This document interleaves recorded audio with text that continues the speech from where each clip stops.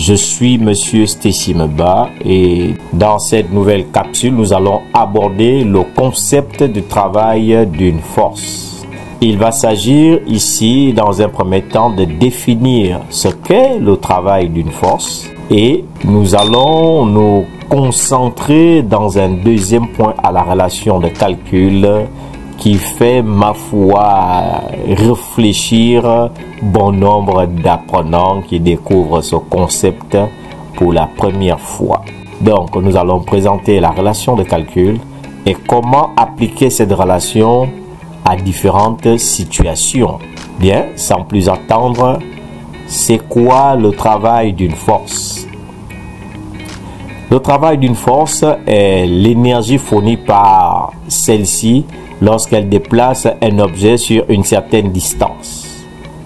Le travail étant une énergie, il s'exprime en joules, qui est dans le système international l'unité de l'énergie. La relation de calcul du travail. Le travail d'une force est l'énergie fournie par cette force lorsqu'elle déplace un objet sur une certaine distance. On a donc la relation qui est devant vous, W, le travail de la force F est égal à l'intensité de la force F fois AB, AB ici étant la distance parcourue, fois le cosinus de l'angle formé par la force et le vecteur déplacement. Et étant dans le système international, il faut relever que le travail de la force F est en joules, symbole J. AB, la distance de déplacement en mètres, le cosinus de l'angle en degrés. F, l'intensité de la force qui est en newton. Voilà la relation de calcul du travail d'une force qu'il va falloir adapter selon certaines situations. Premier cas, nous avons un opérateur qui pousse une caisse, un solide. Donc, on va représenter les forces, puisque depuis la classe de seconde, nous savons faire l'inventaire ou le bilan des forces. Donc, l'opérateur, ici, pousse sur la caisse. Voilà. Donc, ça, c'est la force exercé par l'opérateur. Et ensuite, le sens de déplacement. Le déplacement, ici, je vais noter sur... Ça, c'est le vecteur déplacement que nous avons désigné dans notre relation, dans notre formule, par AB. Donc, on va noter ici A et on va noter ici B. Donc, en appliquant la relation, le travail exercé par l'opérateur suivant la distance AB est égal à quoi? Est égal à F fois AB, la distance de déplacement, fois le cosinus de l'angle formé par F et AB. On peut observer ici que F et AB sont collinéaires, ils sont parallèles et regardent dans le même sens. Donc, l'angle AB, or, l'angle formé par les vecteurs F et AB est égal à 0 à cause de ce que je viens d'énoncer tout à l'heure. F et AB sont collinéaires et regardent dans le même sens. Donc, l'angle est nul, ce qui implique que cosinus de l'angle formé par F et AB est égal à 1. Et donc, le travail exercé sur AB par la force F de l'opérateur est égal à F fois AB.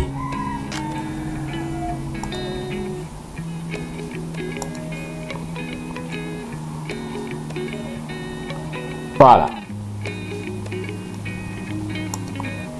Donc voilà pour cette première situation, la relation qui permet de calculer le travail de la force exercée par l'opérateur. Dans le deuxième cas, on a la traction. Là, l'opérateur ne pousse plus, il tire la caisse au moyen d'un câble. On va faire l'inventaire des forces.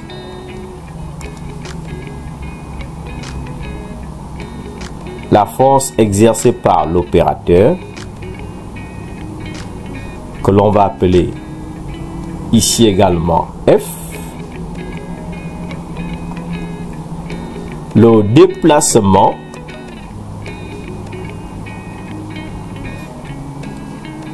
je vais toujours mettre ça au niveau des roues. On peut mettre n'importe où. Voilà. Et je vais noter de A à B. Je note A à B. Voilà. Donc l'opérateur déplace la caisse du point A vers le point B. Nous pouvons déjà voir ici que F, la force, n'est plus collinéaire au vecteur AB. On a donc l'existence d'un angle ici. Voilà, que l'on va appeler θ. Dans cette situation, comment on calcule le travail? On applique la même relation. Le travail sur un déplacement de A vers B de la force F exercée par l'opérateur est égal à F fois AB cosinus de l'angle formé par les vecteurs F et AB. Et l'angle formé par les vecteurs F et AB, nous voyons ici que c'est l'angle θ. On peut donc exploiter cette relation en écrivant que le travail de A à B de la force F exercé par l'opérateur est égal à F fois AB cosinus de l'angle θ. Bien, vous pouvez observer qu'il y a une petite coquille sur la notation du vecteur F. Il faut rester conforme à l'énoncé. On a noté la force F avec la lettre minuscule. Voilà. Puisque j'ai noté dans le bilan, là, la représentation des forces F avec une lettre minuscule, je dois continuer à maintenir cette notation au risque d'embrouiller le lecteur. Donc voilà, c'est la même relation qu'on ne fait qu'appliquer, mais dans des contextes différents. Donc dans le premier cas, c'était la poussée. Dans le second cas, c'était l'attraction.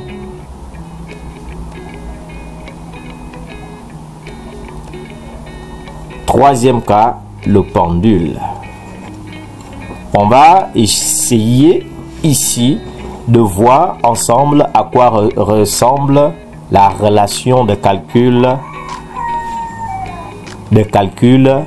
du travail exercé par le poids. On va se concentrer ici sur le poids,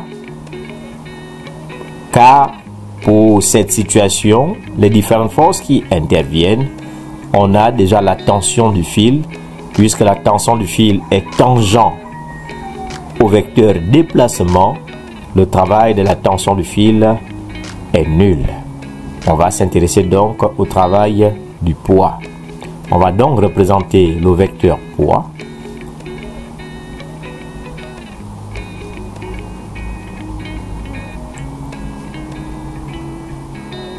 Voilà, le vecteur poids. P vecteur. Et notre solide se déplace du point A ici présent au point B. Le travail du poids entre les points A, B est égal à quoi? Est égal à P, l'intensité du poids, fois le vecteur, le déplacement AB, fois le cosinus de l'angle formé par les vecteurs P et AB.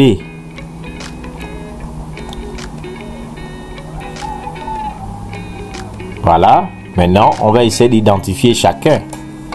Dans cette situation, AB cause un problème. Voilà, on va donc représenter, trouver qui est AB et quel est l'angle formé par les deux vecteurs. Allons-y.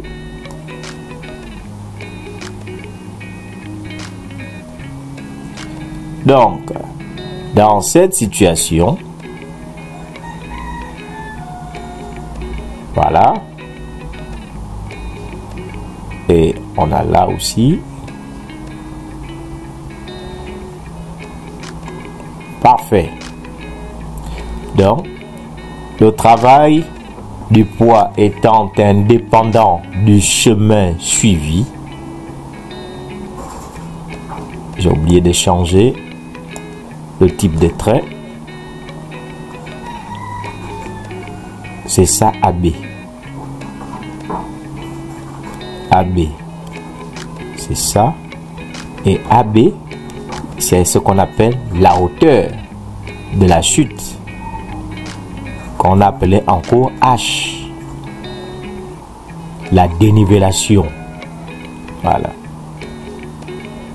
Le travail ici étant moteur, on a vu en cours que le travail du poids peut être moteur ou résistant, à cause de ce que le travail d'une force est une grandeur algébrique. Le travail peut être positif ou négatif selon que le vecteur poids est orienté dans le sens du mouvement ou pas. Dans le cas d'espèce, le vecteur poids est orienté dans le sens du mouvement. Donc ici, on se déplace de A vers B. Donc si on se déplace de A vers B, on peut observer ici que les deux vecteurs P et AB sont collinéaires et regardent dans le même sens. S'ils sont collinéaires et regardent dans le même sens, cela rejoint le cas 1. Donc l'angle ici est nul. On va noter ça. Or, P, l'angle formé par P et AB est égal à 0. Cela implique que cosinus de l'angle formé par P et AB est égal à 1. Et maintenant, il nous faut calculer AB. AB correspond à quoi? On est devant un pendule. AB, on va calculer AB. Et pour ça, je propose souvent à mes apprenants un troisième point.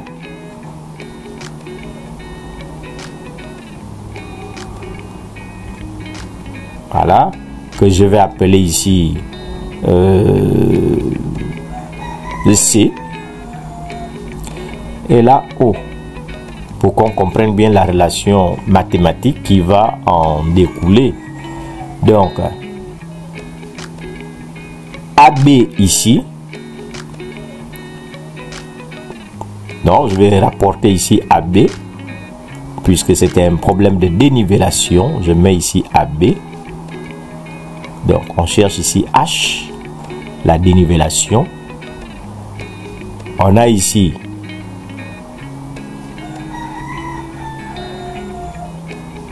OB est égal à quoi? La distance OAB est égale à la distance AB OA plus la distance AB. Donc, OB est égal à OA plus AB que l'on recherche. AB ici qui est H. On est d'accord? On peut retraduire encore. Donc, on va d'abord écrire AB. Ça implique que AB, quant à lui, est égal à OB moins OA. Et qui est donc OB moins OA? Ici, nous avons L. Donc, le mouvement ici, c'est un pendule donc circulaire de rayon de diamètre L. Non, on va prendre O étant le centre du cercle plutôt. Voilà, c'est ça qu'il faut dire. Nous sommes ici en présence d'un mouvement circulaire. Voilà, un mouvement circulaire de centre O et de rayon L. Donc, OB, cette distance-là, de O à B, mais ce n'est que le fil qui retient la boule. Donc, AB est égal à L moins, maintenant, cette distance-là, OA, n'est rien d'autre que L, cette distance OA, cette distance-là, OA, n'est rien d'autre que L cosinus alpha, puisque OA, ici, n'est que le côté adjacent à l'angle X. Donc, on aura ici L cosinus de l'angle X. On a déjà notre AB. On peut donc écrire que le travail du poids,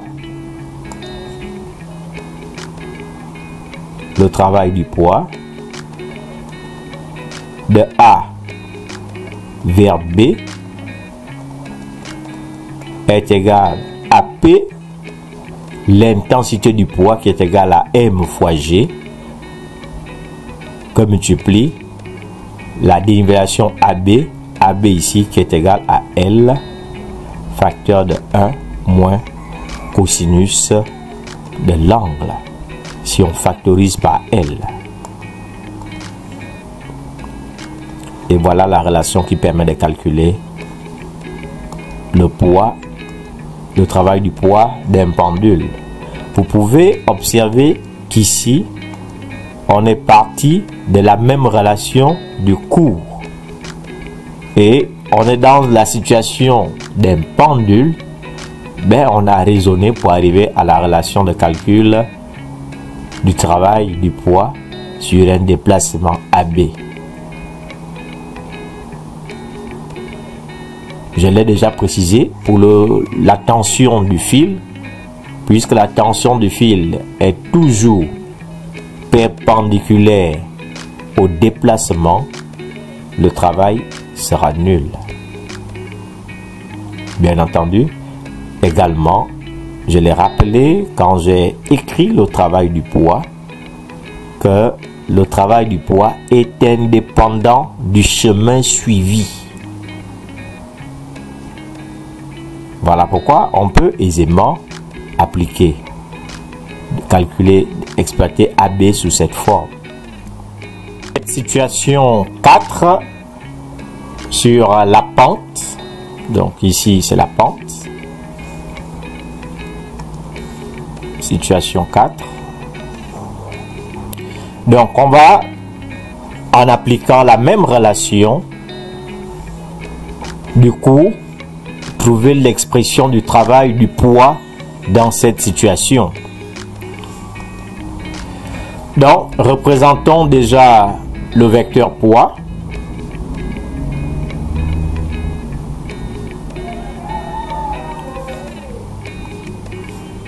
Donc ça c'est le vecteur poids. On représente aussi le vecteur déplacement.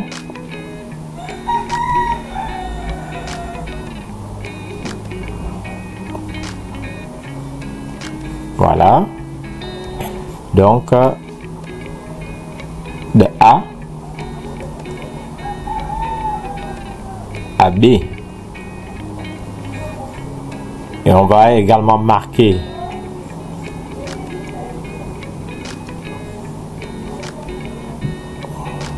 on va prendre une droite.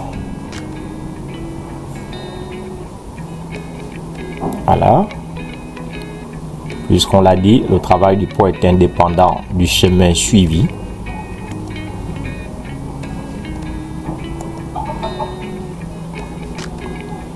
Donc, il va s'agir pour nous de trouver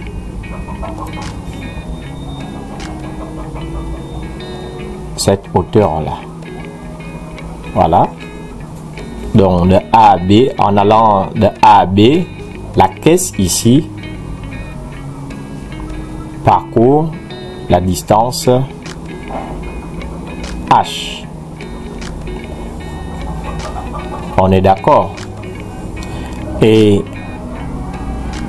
cette droite-là, que l'on vient de tracer en pointillé, et celle-ci sont parallèles, donc l'angle θ se retrouve ici.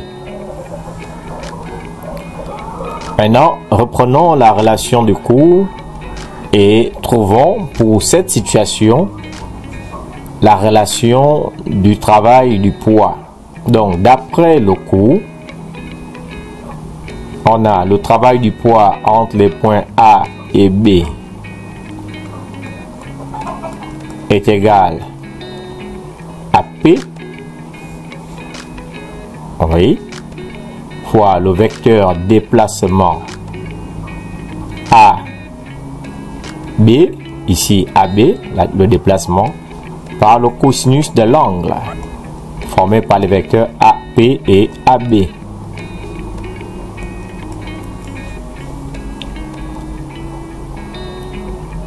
Or, l'angle P et AB est égal à quoi? Cet angle-là, que je vais mettre en vert, je ne sais pas si ce sera visible, c'est égal à quoi? C'est égal à pi, 90 degrés, plus θ. On peut donc écrire que l'angle formé par les vecteurs P et AB, c'est 90 degrés plus θ. D'où cosinus de l'angle formé par P et AP est égal à cosinus de l'angle 90 plus θ. Et d'après la formule des angles associés dans le cercle trigonométrique, cosinus de 90 degrés plus θ, ou en d'autres termes, cosinus de pi sur 2 plus θ est égal à moins sinus de θ. Alors, le travail du poids entre A et B est égal à quoi? Est égal à P fois AB sinus θ. J'ai oublié le moins. Donc voilà la relation de calcul du travail du poids dans cette situation. Et il faut relever, puisque au niveau du pendule et au niveau de la pente, la dénivellation H, c'est ça qu'il faut trouver, que AB sinus alpha, AB sinus alpha, c'est ça, H, AB sinus alpha, ben sinus θ, c'est ça qui est égal à H. Voilà, H ici étant le côté opposé à l'angle, AB étant connu, donc H est égal à AB sinus alpha. Donc on retrouve bien là la relation du cours qui permet de calculer le travail du poids, qui veut que le travail du poids soit égal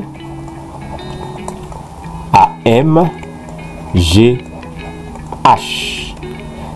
Donc nous avons essayé de démontrer sur ces 4 situations comment appliquer la relation donnée en cours ici dans les différentes situations proposées.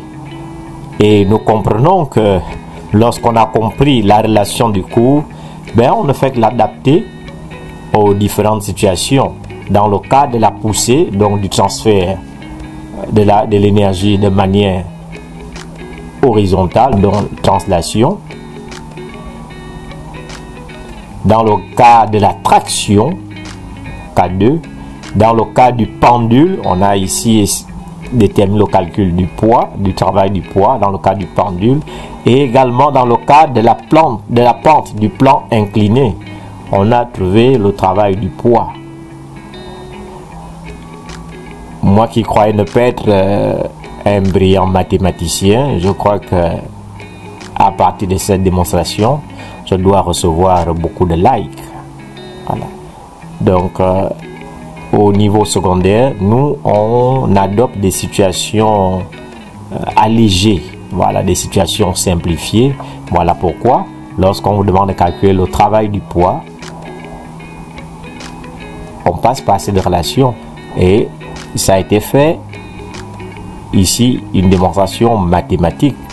Et nous pouvons observer qu'avec la présence du signe moins, ici, avec la présence du signe moins ici, le travail du poids est résistant.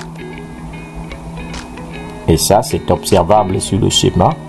Le vecteur poids est orienté vers le bas, donc il est plutôt descendant, alors que le déplacement AB est montant. Voilà. Donc voilà pour cette capsule, comment appréhender la notion de travail d'une force qui, nous l'avons dit, n'est autre qu'un transfert d'énergie d'une force d'un point A, donc sur un certain déplacement. Donc j'espère que vous avez compris cette relation, et si il persiste quelques zones d'ombre, laissez quelques commentaires